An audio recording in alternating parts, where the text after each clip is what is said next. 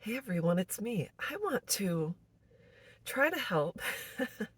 And people ask, how did you get through it? Or it's been so long for you, and how did you survive this? And I think really because, like I said before, my estrangement happened before social media groups, etc. So I really had to do it on my own.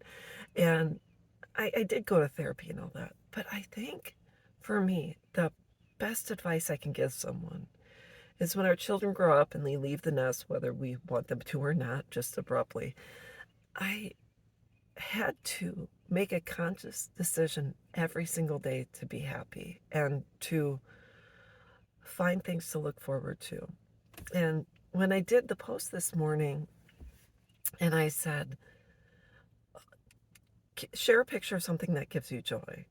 And believe it or not, we can have a life filled with joy, even if our children choose not to be a part of it. And even if we go through divorce, even when we have family members we love that have passed, we still can find joy. So what I did after my dad passed is I remember it was abruptly, it was 2009, it was suddenly, and I said, what did my dad love to do? And my dad loved to do crossword puzzles and he loved to take pictures.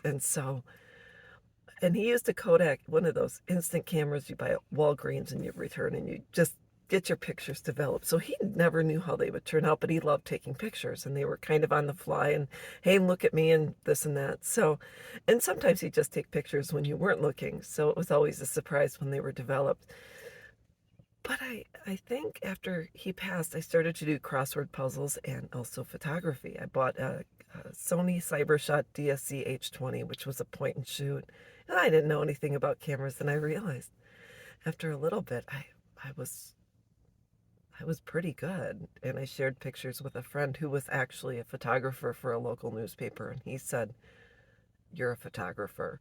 And I learned that I could still find joy despite all of that. So I just want to say I had to think about what I was focusing on all day long. I had to write it down. I had to kind of document how much time I spent ruminating in the positive or the negative, ruminating or what kind of time I was investing in people that I have relationships with and people that choose not to have relationships with me. And I had to finally decide to spend and invest more time in things that brought me joy. So I know it's hard. I've been there 13 years. It's been over a decade for me.